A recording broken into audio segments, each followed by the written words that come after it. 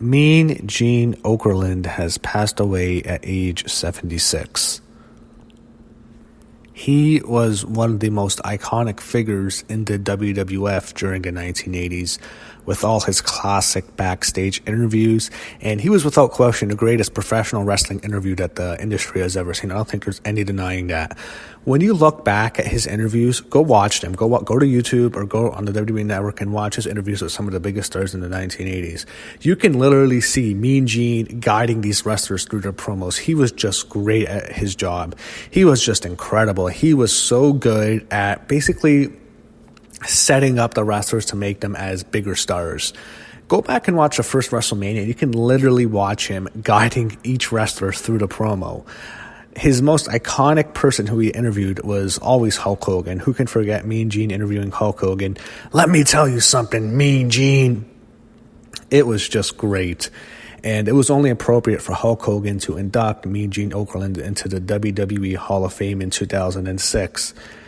He has made numerous appearances with the WWE. He signed a lifetime contract with them, and he worked a lot on their WWE Network programming. He would make occasional appearances on TV throughout that time.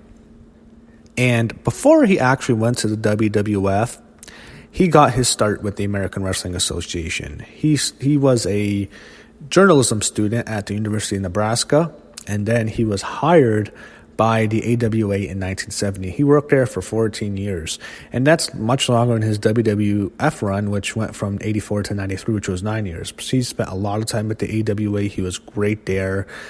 He also worked as a ring announcer and an interviewer. And then when he came to WWF, he just classic interviews. He was just so iconic. One of his more comedic moments, I would say, was lighthearted. He's laughed at it on interviews. He had one of the worst renditions of the United States national anthem at the very first WrestleMania. Go and watch WrestleMania 1. The show opens with Mean Gene singing the national anthem. He's laughed at it in interviews before. He was actually the first person to ever sing the national anthem at a WrestleMania, which was very memorable. He had some really classic bloopers, just classic interviews. He was just hilarious. The way he he was able to not take himself too seriously, but his interviews, he would just make the heels seem evil and the baby faces seem really likable. He was just he was just great at his job. I don't want to rag on current interviewers now, but look at how WWE has their current backstage interview. It's always a pretty girl reciting a bunch of lines. She sounds like a robot, WWE language, and that's not Mean Gene. Mean Gene made himself look like a bigger star. He also made these people look like bigger stars because those seemed like real promos. Sure, it was over the top, it was cartoonish in the 80s, but he was just so great. And after he left the WWF in 93, around the same time Hogan left, he decided to go to the WCW, and he spent many years in WCW, another 8 years. One of his more famous moments in the WCW was during the NWO heel turn, and then when Hogan turns heel, and you can just literally see people shitting on the ring or throwing. When you have people throwing just all the garbage they had in the entire stands, and people are booing their lungs out, and you have Mean Gene trying to reason with Hogan. It was just a classic interview and a classic moment. Another memorable person who Mean Gene would always interview on Nitro was Ric Flair, and the way they would do the interviews was great because I loved how Ric Flair would always say Mean Gene's name. It was just great. The way he would and I think it made Mean Gene just kind of smile, like he's a little embarrassed, but it was just great. It was one of the highlights of Nitro, and that's really hard to do because Nitro was pretty bad in the late 90s, but that was always great. He eventually stayed in WCW up until the very end, and with all the old wrestlers in the 80s in WCW, with Hogan and Savage, Mean Gene, so many big names. You had Sting there, you had Goldberg, you had Ric Flair, of course. all of them left. Eventually, he would go back to the WWF, and he would make his return as a commentator for the Gimmick Royal Rumble at WrestleMania 17, and he would be calling the match with Bobby the Brain Heenan.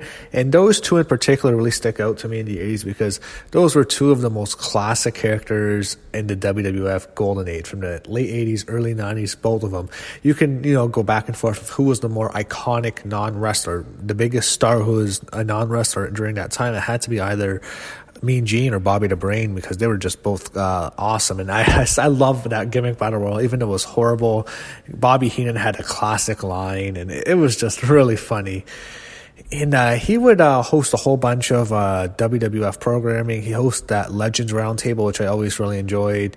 He appeared at the Hall of Fame. He inducted Mr. T, I believe. And he also did that Legends host, which if you look back at Legends hosts, it's really depressing because I think the majority of the wrestlers, almost a good portion of them, have passed away. And that's awful.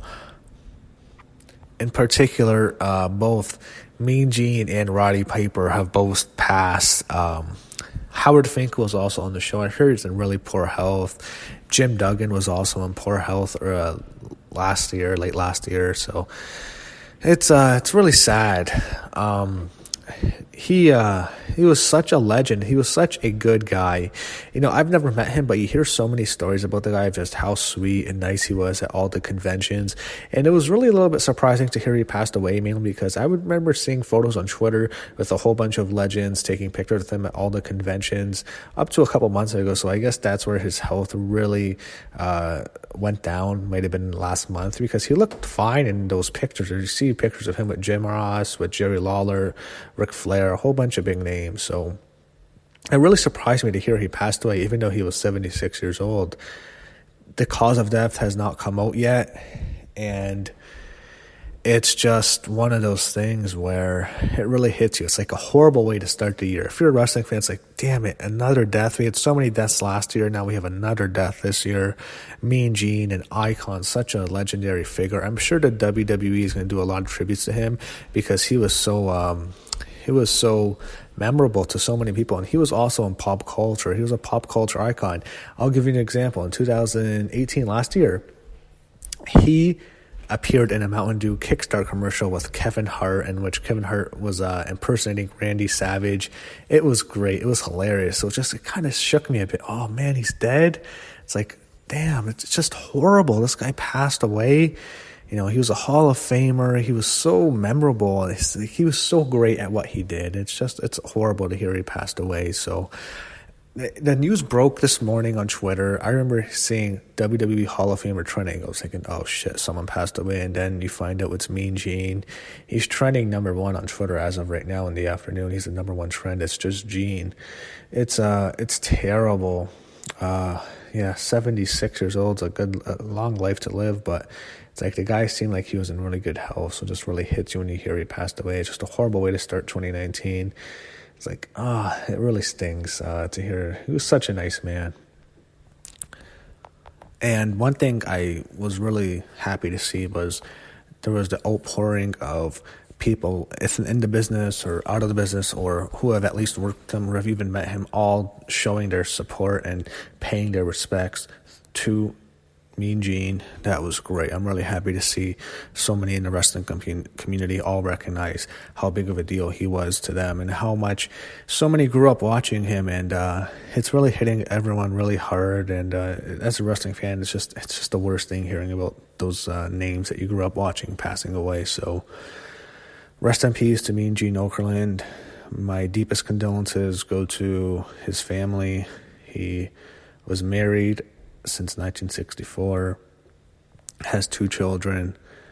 My deepest condolences to everybody, and I want to end this off with a way that I think would be very memorable. I don't want it to sound inappropriate, but this is how I've always think of Mean Gene whenever I think of him and his legacy in the business.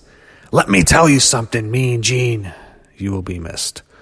Thank you, Mean Gene, and deepest condolences to everyone that was close to him. Rest in peace, Mean Gene.